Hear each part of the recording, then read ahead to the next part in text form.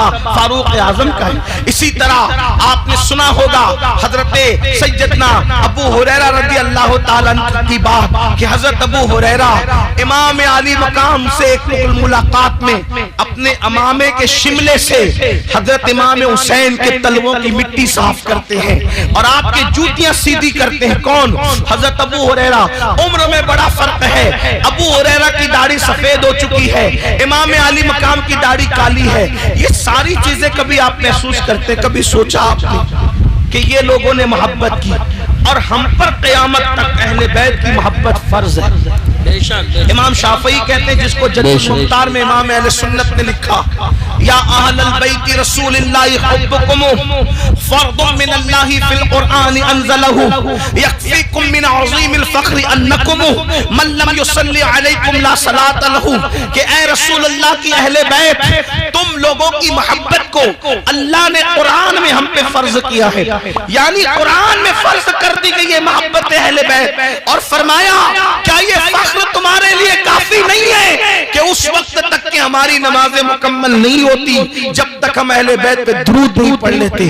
اللہ کے رسول علیہ السلام نے جگہ جگہ اہل بیت کا ذکر کیا۔ خطبہ حجۃ الوداع میں فرمایا کہ میں تمہارے درمیان دو بھاری چیزیں چھوڑ کے جا رہا ہوں، ایک قرآن ہے اور دوسری میری اہل بیت ہے۔ فرمایا جب تک دونوں کو پکڑے رہو گے کبھی گمراہ نہیں ہوں گے۔ میرے آقا علیہ السلام کے پیارے دیوانوں، اے میری قوم کے جوانوں، کیا اللہ کے رسول علیہ السلام اپنی اولاد کی محبت کی وجہ سے ہم پہ یہ فرض کر کے گئے؟ اپنی اولاد کی محبت کی وجہ سے ہم پہ لازم کر کے گئے؟ اگر آپ باریک بینی کے ساتھ دیکھیں گے تو اب اصل جو گفتگو آپ کو سمجھنے کی کوشش کرنا ہوگا۔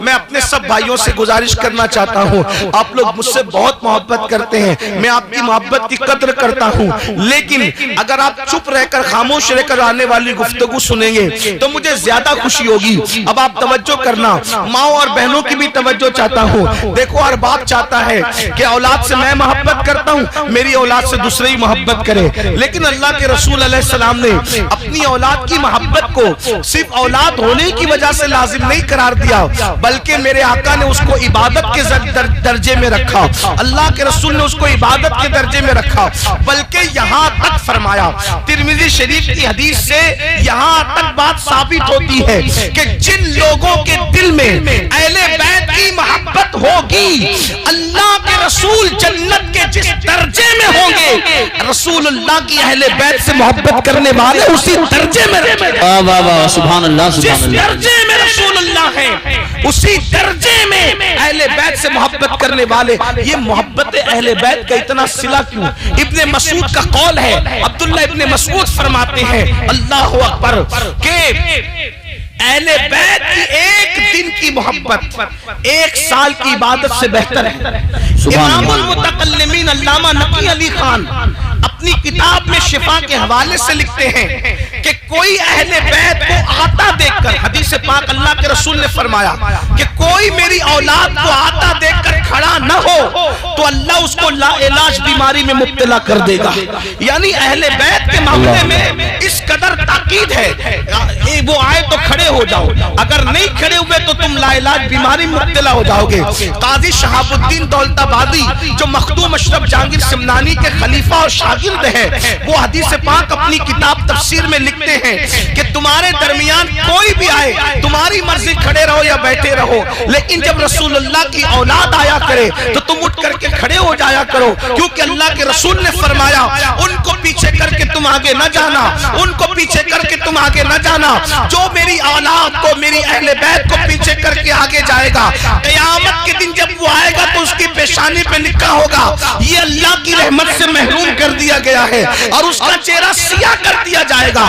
ہر جگہ پہ اہل بیت، اہل بیت، اہل بیت، اہل بیت۔ آپ سے پوچھنا چاہتا ہوں، حتیٰ کہ جب آیت درود نازل ہوئی، ان اللہ و ملائکتہ یصلون علی النبی یا ایھا الذین آمنوا صلوا علیہ وسلموا تسلیما، اللہم صلی علی سیدنا محمد وعلی آل سیدنا محمد۔ جب یہ آیت درود نازل ہوئی تو صحابہ کرام نے کہا یا رسول اللہ ہم درود کیسے پڑھے؟ تو میرے آقا نے فرمایا مجھ پر مجرد درود نہ پڑھا کرو، مجھ پر اکیلا درود نہ پڑھا کرو۔ کافر یا رسول اللہ کیسے پڑھے؟ تو سرکار فرماتے ہیں یہ نہ کہو اللہم صلی علی محمد، یہ نہ کہو، بلکہ یوں کہو اللہم صلی علی محمد وعلی آل محمد، یعنی جب مجھ پہ درود پڑھنا تو اکیلے مت پڑھنا، صرف مجھ پہ مت پڑھنا، بلکہ میری آل بیت کے ساتھ ملا کے مجھ پہ درود پڑھنا، میری آل کے ساتھ مجھ پہ درود پڑھنا۔ اللہ اکبر۔ آپ اٹھا کر کے دیکھیں اہل بیت اہل بیت اہل بیت، حتیٰ کہ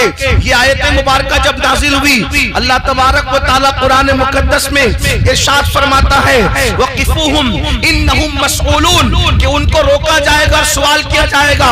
تو ابن حجر اسقلانی ابن حجر مکی اپنی کتاب میں لکھتے ہیں وَقِفُوهُمْ إِنَّهُمْ مَسْئُولُونَ، ان کو روک کر کے پوچھا جائے گا۔ تو کیا پوچھا جائے گا؟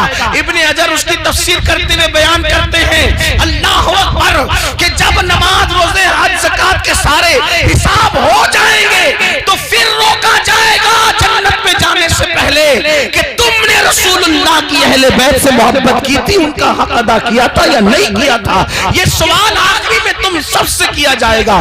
آخر محبت اہل بیت اتنا اہم کیوں؟ تو مجھے جو بات سمجھ میں آئی وہ یہ اپنے بزرگوں کے اقوال سے، ان کی تعلیمات سے، کہ جو جس سے محبت کرتا ہے وہ اسی کے نقش قدم پہ چلتا ہے۔ سبحان اللہ سبحان اللہ، ماشاءاللہ ماشاءاللہ۔ اہل بیت کو ہر جگہ جو رکھا صرف اولاد ہونے کی وجہ سے نہیں رکھا، کیونکہ رسول اللہ کے علم میں یہ بات ہے، حضور یہ جانتے ہیں کہ کوئی کتنا بھی بگڑے گا لیکن میری اہل بیت صراط مستقیم پر قائم رہے گی۔ حضور علیہ الصلوۃ والتسلیم کی نگاہیں دیکھ رہی تھی سن 60 ہجری کا طوفان آئے گا، اور 60 ہجری کے طوفان میں دین بدلا جائے گا، سنت رسول بدلی جائے گی، عدل و انصاف کا قانون بدلا جائے گا، محرمات کے ساتھ نکاح کی ترکیبیں بنے گی، سود عام ہوگا، شراب اعلانیہ پی جائے گی۔ اس وقت کچھ لوگ مصلحت کے تحت رخصت پر عمل کرتے ہوئے گھروں میں بیٹھے ہوں گے، حالانکہ ان کا گھروں میں بیٹھنا کوئی جرم نہیں ہوگا کیونکہ شریعت اس کی اجازت رخصت کی دیتی ہے، لیکن جب سب بیٹھیں گے اس وقت میرے دین کے لیے جو اٹھے گا وہ کوئی اور نہیں ہوگا، وہ میرے ہی خاندان سے، میری اہل بیت سے ہوگا۔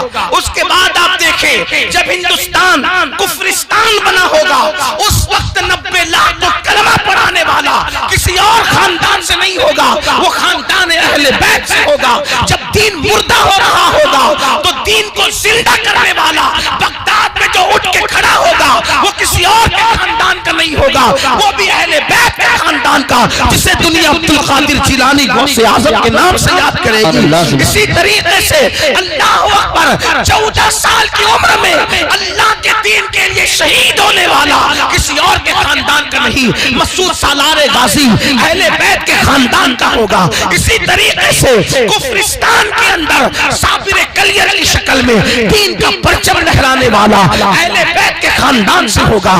دلی میں انقلاب پیدا کرنے والا محبوب الہی نظام الدین اولیاء خاندان اہل بیت سے ہوگا۔ اللہ اکبر، لاہور کی سرزمین پر خدا کے دین کا محافظ بن کے کھڑا ہونے والا داتا علی حجویری اہل بیت کے خاندان سے ہوگا۔ اسی طرح قیامت کے قریب کوئی خاندان دین کے لیے اٹھے نہ اٹھے، آخری میں جو محمد مہدی کی شکل میں اللہ اکبر دین کا حمایتی بن کر کے اٹھے گا اکیلا تنے تنہا، وہ بھی خاندان نبوت کا چشم و چراغ خاندان اہل بیت سے ہوگا۔ تو اہل بیت کی تعلیم اس لیے دی گئی کہ جو جس سے محبت کرتا ہے اسی کے طریقے پر، اسی کے نقش قدم پر چلتا ہے۔ اب مسلمانوں ہم سے کہا گیا میری اہل بیت سے محبت کرو۔